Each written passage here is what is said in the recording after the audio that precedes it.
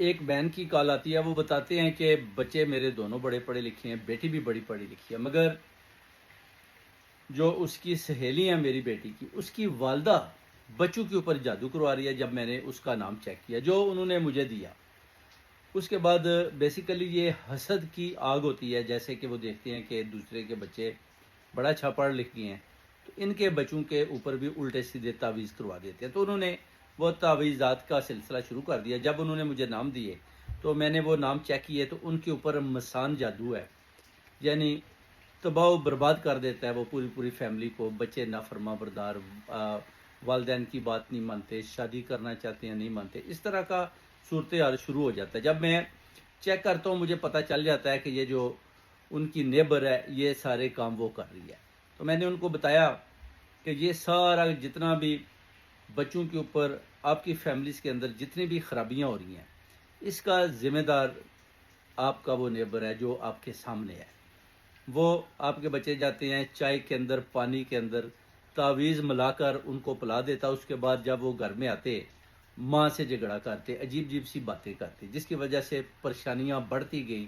میرے ساتھ انہوں نے رابطہ کیا، میں نے پھر ان کا حساب لگایا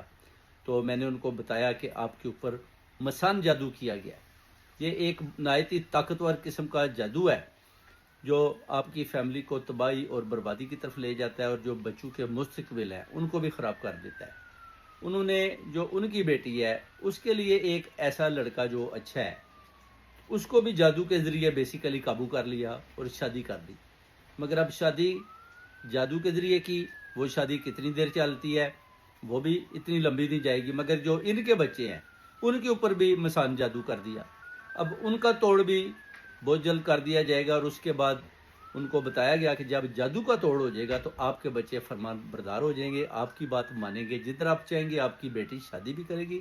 اور جدھر آپ چاہیں گے آپ کے بیٹے بھی ویسا ہی کریں گے۔ تو یہ بیسیکلی ایک حسد ہوتا ہے، حسد کے لیے ایک جادو ہے، اگر یہ کر دیا جائے تو تباہیاں اور بربادیاں ہو جاتی ہیں، اور پوری فیملی جو ہے وہ اس جادو کی گرفت میں آ کر بری طرح ناکامی کا شکار ہو جاتی ہے۔ اگر اس کو وقت پر قابو کر لیا جائے تو پھر آپ کی بچت ہو جاتی ہے۔ اور میں سلام پیش کرتا ہوں ان کی والدہ کو، جن کی چھٹی سینس نے ان کو بتا دیا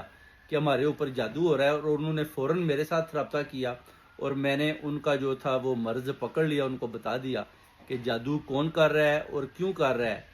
اس میں کافی پراپرٹیز کا